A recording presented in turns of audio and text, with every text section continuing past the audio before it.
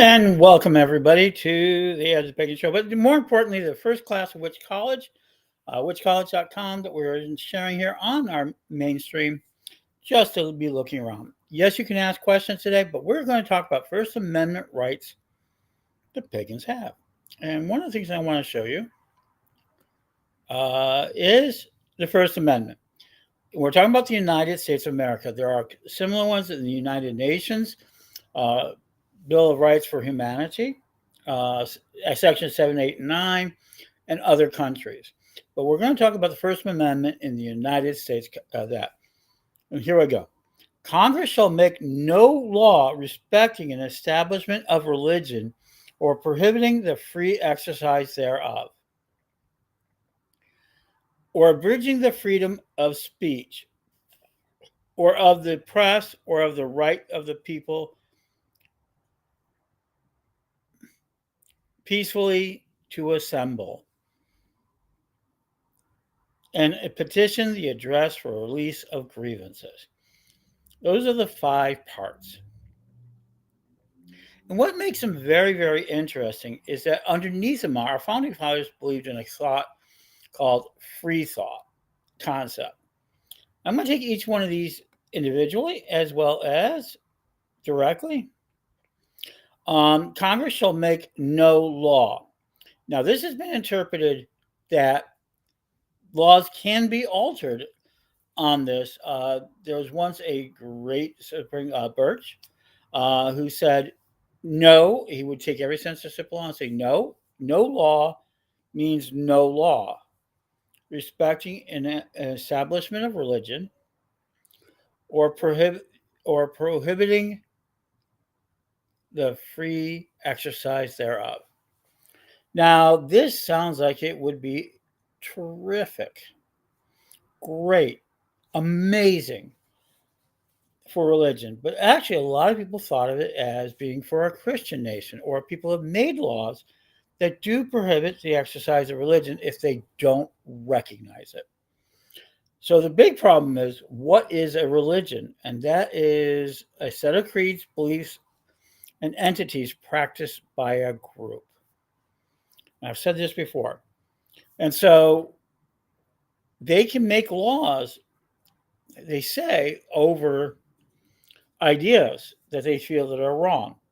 One of the principal ways they can do that is by calling a religious practice fraud or under other laws. And what laws are these? Right now, we're facing a tarot card set of laws. In the early 1900s, all sorts of people, all sorts of jurisdictions created laws that prohibited mediumship and tarot cards, as well as psychology and psychotherapy. They're all kind of illegal at the beginning of the century, and we've been fighting back each. I was involved with one case, and that was down in Louisiana, which was a parish. Ray Buckland and others were involved with it to get that parish to change their law, and they did. Right now, Serpent Kiss, which is a store out of Pennsylvania, and right now go look them up. They also are now fighting a tarot card law where the owner was arrested. The sheriff threatened to arrest him because of these laws. So they can make your law actions there, even if they aren't. And for that line, for entertainment purposes only, was to protect against the idea that you were committing fraud, that you were doing entertainment. And so there it was. There you go. I'm going to go on to the next piece. You should, abridging the freedom of speech. What this means is the government can't stop you from saying things that you want. You can say things that you want and care about what you want. You're supposed to be able to write any book, any thought, any pamphlet. So this is very important to Thomas Paine, Ben Franklin. This was an idea that pamphlets were the principal communication tool of the Revolutionary War, and for a long time thereafter. Magazines and all of this were important, and that they should not be abridged and they should not be changed. Now we're seeing this against the press. So You're not supposed to do that, but our government has captured certain communication means. And that was the FCC over television and radio. And that they said they can doctor it. So they stopped pornographic speech, as they call it. They stopped other ideologies. And recently, we're seeing the current administration actually using it to prevent interviews and other statements. But it is not supposed to be that. We're supposed to be able to say anything we want, even if it offends you. It's supposed to be able to be said.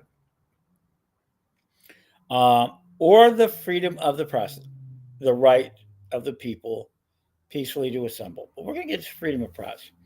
Freedom of the press means you have to have a press. What is the press? Anybody who can communicate at scale.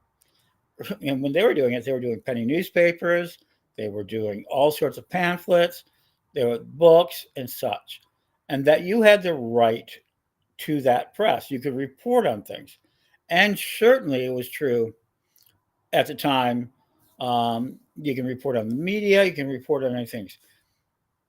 The only thing that was restricted, really restricted, is if you called for violence, treason, sedation, and that was, attacked. It wasn't often prosecuted, but it was often pushed back against. And the second one is what they call obscenities. Now, obscenities are a very difficult concept in law. It is what the majority of individuals see as obscene or morally incorrect or more dangerous. That would include pornography. It would include swearing. George Carlin's 7 words that you can't say on television. These are rules put into place. For a long time, there was a censorship on television. You could not have husband and wife sleep in the same bed. There were a lot of things you're not allowed to do that were forms of censorship under these acts of obscenity. And obscenity laws are generally taken out of religious context, Christian context. And so that one's been battled. That's why Larry Flynt fought Hustler, went to court over it to eventually be allowed to continue publishing his magazine. That sort of thing. We may not like everything that gets published, but we're allowed to do so. This is why the Satanic Bible can be done, why a lot of pagan books can be done, because people have said no. The right of assembly. So this is the right to grow. And we've seen pushback against this as well. Home churches are not allowed. They can use zoning laws against you to not assemble. They can require permits against you. And while you can fight them, you have to show that you didn't meet the standards. Zoning, is allowed. We see that recently. There's a case in Georgia where they didn't meet the zoning. They claimed it was religious discrimination. It was a zoning law, and they didn't attempt to change the zoning law. If they would have attempted to change the zoning law with some of the statements that were made by sheriffs and others, they would have had a legal case. But if they were turned down on a permit or a zoning change, but they weren't. They didn't even try. So they've had to pay a huge fine. The right to assemble can be mitigated, and is constantly one of the biggest tricks of the trade, is to keep it from going. Protests are battened down. People have died in so many protests to get us our rights. So the right to assemble is constantly being tested. One of the biggest examples in our community that we must fight, and we did fight, was the chaplaincies of prisons. The right to practice in a prison was led by Phyllis. There were a lot of people, but there was Patrick McCollum, and we got some documentation of this, was one of the first people who really went public with the inability of prisoners not being able to assemble and practice their religion as easily as Christian and Islamic counterparts were. In time, and a lot of court suits, a lot of fights, a lot of battles, we've gotten some semblance of a prison ministry, which is constantly being attacked for not being fair, not being just, and out discrimination, and we're still fighting it. Donna Donovan can talk about this. There are a number of people who can talk about the right to assemble in a prison.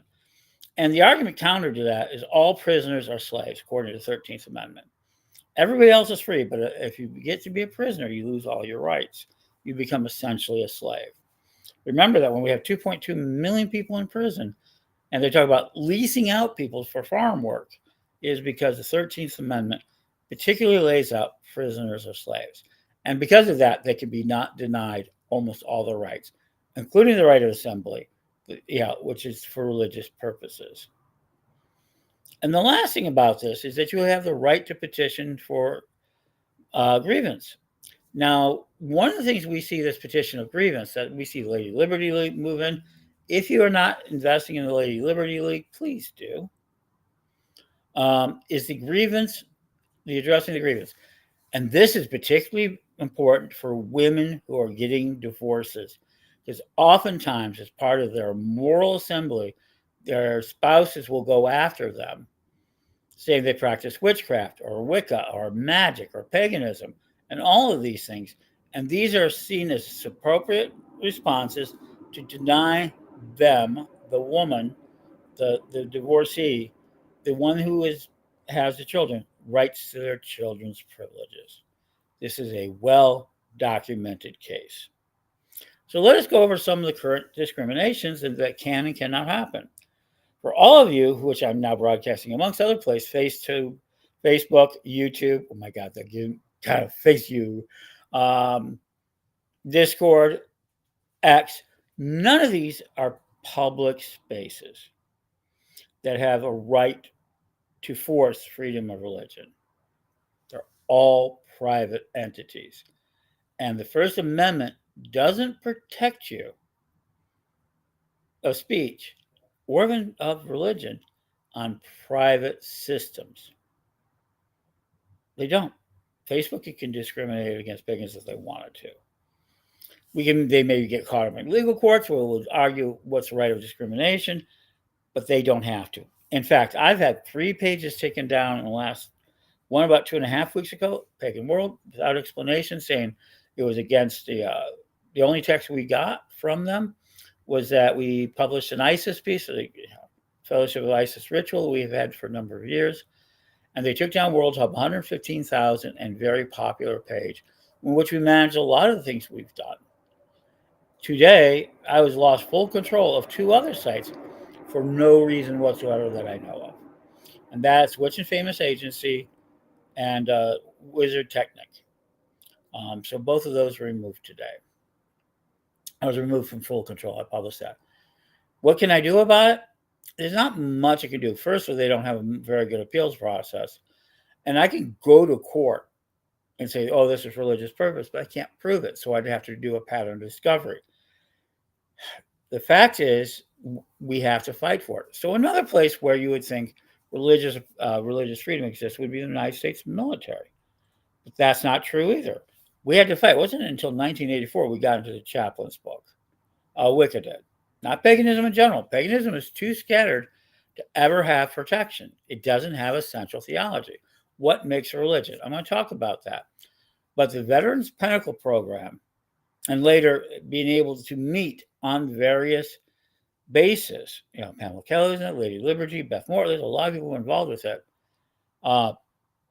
was there. And when we eventually fought, we tried to do it from a religious point of view and a legal point of view. The only reason the Veterans Pinnacle Program was a genius that would eventually state we're going to go public with this. We're going to take it very, very public. And on the verge of that publicity, and what was the public? Is that the United States military was not allowing the free religious practices of their veterans. And they backed off and they gave us the right. But it was only when we were going to go to the press, not for religious discrimination, but attacks against the veterans themselves. And that was just too politically thing. So they denied us our right of religion, but we used our freedom of press to press them on it. Now, what do you need to claim religious discrimination? First, you have to know that it was discrimination against your religion. The second thing is, for the courts to recognize your religion, you have to have some structure, a very important structure. In the United States, that is a not-for-profit religious aspect with your bylaws and your beliefs in there. If you have your bylaws written in that you have your beliefs, It makes it much more credible. And if you have just 3 people in your religion to say, I have a belief that is being practiced. One reason why does Wicca get recognized as a religion and not paganism? Wicca has all of those parts. It has a belief system practiced by many people that can be correlated and to do so. So can heathenry. So can Odinism, even though it may have a racial component to it, it can be recognized. Druidism can be recognized. Witchcraft is not, because witchcraft is not a religion per se, but a craft, a practice, a lifestyle practice, and most people would not agree it's a religion. Now, if you did a church of witchcraft, which people have, the church of witchcraft, Wicca, and witchcraft, then there's an argument to say that you can practice witchcraft religiously. But for the majority of people, they see witchcraft as separate. And then you have the structured religion and this macro group called paganism. And under no circumstances can you actually discriminate against paganism in a way that could be against the courts. So you have to fight for it. So we've seen now we're constantly having to fight for our rights. And that's an important thing about it. So right now, if you really want to practice your religion, you need to go ahead and file paperwork with the United States government, your local state government, called church. And that I have the Correllian Community Church. I belong to bigger portions of it, but my particular branch is Correllian Community Church out of Danville, Illinois. And so by having these practices that can be detected, you can do so. Now, the freedom of the press is a little harder. So I've been discriminated for religious purposes from it, but I've gotten some amazing things. The number one place that originally discriminated against us, me, one of the first times I got really hard discrimination, was under the Parliament of the World's Religions. That's right, the Parliament of the World's Religions turned me down for a press pass. And I said, is this for religious purposes? Religious purposes? Religious purposes? And they go, no, we don't discriminate against religion, but you're not press. What do you mean you're not press? We don't recognize this was 2009. We don't recognize new media. I've been on the air for almost 8 or 9 years, 10 years. There I'd been regular conventional person. I did blogs. We did all sorts of things that recognized us as press. And I've been recognized as press elsewhere. They didn't want to recognize new media. Eventually, I wrote an entire statement about how our religious groups could not access normal, or what they call the traditional press. And what do they saw as press? You had to be newspaper, television, radio. The big legacy ones, and that you couldn't be just a blogger. I was a podcaster. I was one of the early podcasters. I was video, YouTube at that point. 3 years and such. And so we won that right by making an argument that our new media was our media. We were able to break into the media. Another time, so that's it. That was the time of the Parliament. Now, the last Parliament, 2023, we had one of the largest media groups out there. And even then, an esteemed trustee, retired, of the Parliament of World Religions, one of our own, declared that we were fake media. That's right. And that's another context. Are we real media? You can't put conjectures on media. And what is real media is when you talk to many, when you have a group of talking to many. So if you're a podcaster, they may not recognize you or give you a press pass to events. I've taken on some great events. I've been 3D manufacturers. I've gone to the National Association of Broadcast. I've gone to a lot of places. I've had a great time and gotten treated very well as the press. The American Garden Show, the Chicago Home Garden Show.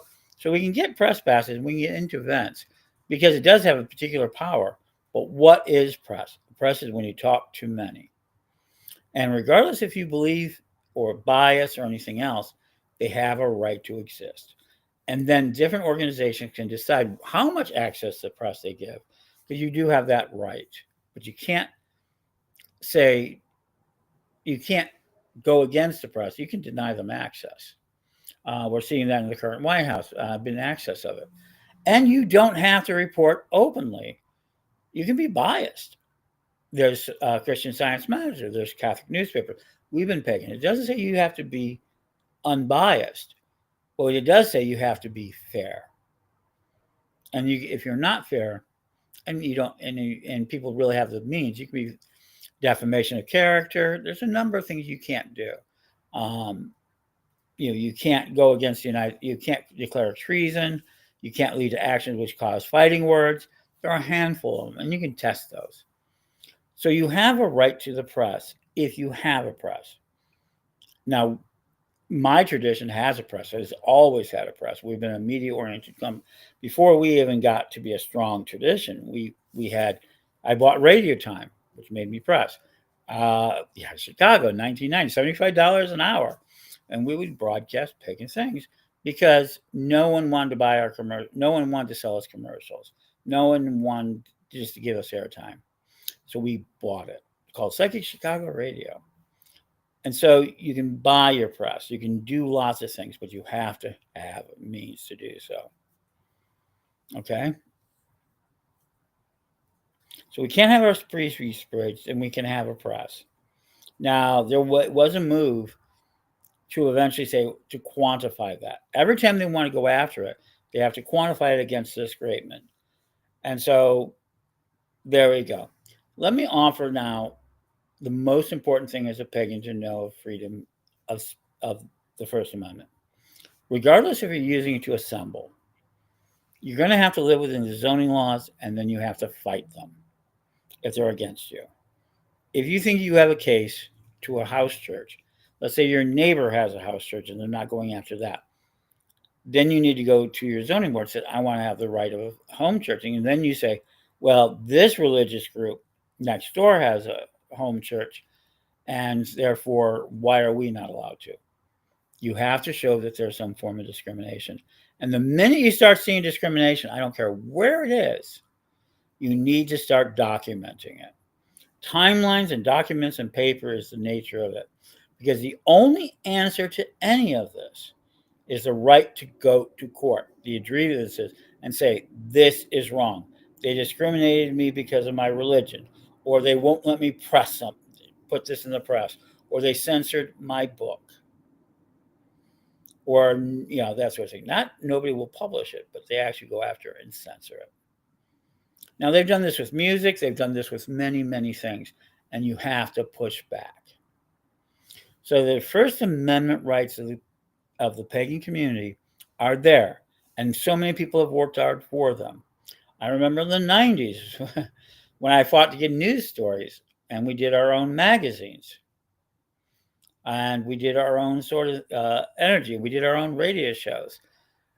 So I've always believed we have to have our own press. Till this day, this broadcast, to do so. So by having your own ability to the press, it can help protect your religion by making it more known so people can establish it. And so making sure that you have a religious organization and then creating within that religious organization a press, and stating it clearly. This is, we have the Karelian Press Corps, which is under the Karelian Nativist Church. Karelian Community Church is a separate organization that I run. We have our own press. We run our own press. We run it all the time. And you know about it with the return of Magic TV, Karelian TV, numerous channels of Knew That. So you can't really abridge my freedom of speech, but you can deny me access. And that's why you need to own it. The right to peacefully assemble is the hardest one. We're going to see this come Pagan Pride Month and some other events. Do we have the right to assemble with a permit, or do we get attacked? This is going to be tested. And when we go into the courts, we better be ready when these attacks come to press hard against the police, be able to, assault and all sorts of little criminal acts, make sure we can prosecute them and do so. And that makes sure that we have the right to petition against the government for grievances. And that means we have the right to go to court. We also have the right to lobby.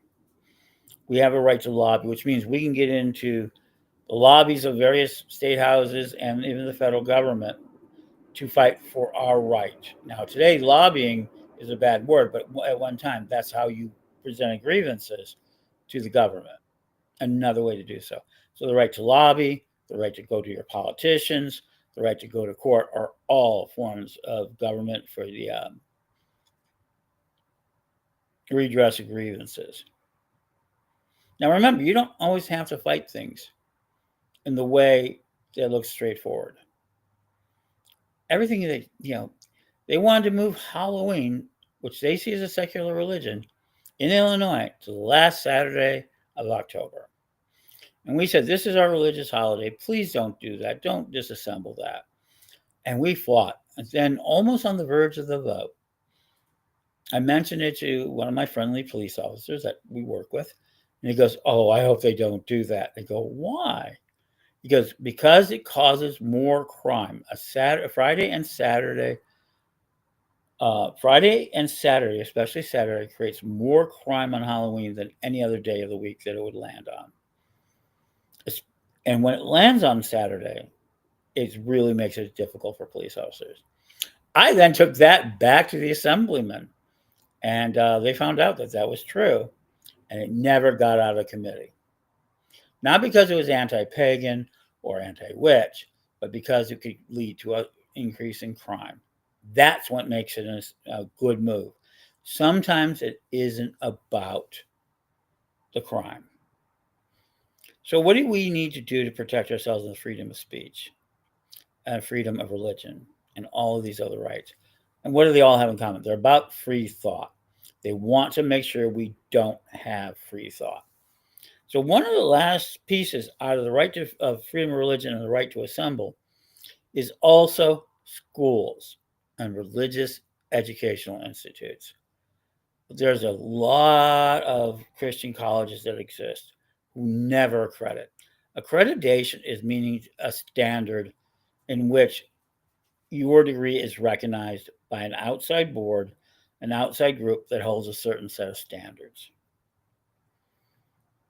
It is not a legal requirement of religious operations, but it is a requirement of certain governmental bodies and other entities to recognize your degree, to recognize your licenses. So you have a right to teach anything in any way you want to. That's why homeschooling is allowed. There's a lot of reasons of where you're allowed to assemble and practice your religion. But an accreditation is one of those oppressive tools. I find accreditation really oppressive, and we have yet to have our own schools recognized yet. So there we go. So form your not-for-profits. Make sure when you make your not-for-profits, make sure that you have your educational outreach as a ministry of press, the press ministry, which we do. And make sure that you have everything you can to show what you have the right to practice to. This has also been true of peyote churches have had a difficult time where they've not been allowed to. They've gone to court to earn the right to do so. This is true of marijuana churches. Now it's being legalized. It's not hard, but there's it. Psychedelic churches, all of them have had to fight for their sacraments. In fact, even Native Americans, however proper way to say it, also did not have the right to practice their religions publicly until the late 70s. So we can make these laws, but eventually we can fight against them. A good person, a friend, I'm a friend of members of the family. Jesse Jackson, Sr., passed away today, a great advocate. I've been involved. He's been seeing 40 years of Chicago, and he passed away. He had to fight for the rights, including religious rights, the right to marry. There are a lot of things that we were not allowed to do that are abridgment of our freedom of rights, freedom of religion, our freedom of practice. So we have to be prepared to fight for them. In this, I'm going to ask you today, help out the Lady Liberty League. Everybody says ACLU, who's great, and they're overburdened. But Lady Liberty League has been the biggest champion out there. And there are others. And the Appalachian Prison Ministries, I think, is a strong organization. There are others. But help out those organizations today, because the only way to have First Amendment rights is for us to act on them. That's right, assemble, build presses, build churches, build all of that. And so that it can be. And then, not for profits, what method that you want. And then support actions that are doing so and be ready to go to court when necessary and go to the press when necessary. All of these are important. They're all one interconnected idea. We have the right to freedom of thought. That's what they are trying to take away. Do we have the right to think as we will, to be as we will, to believe as we will? And when we lose it, it's going to be very hard to recover. And we've worked so hard. Prison ministries, tarot card readers. It sounds ridiculous, but it's one of the more important. The right to assembly and the protection against zoning laws.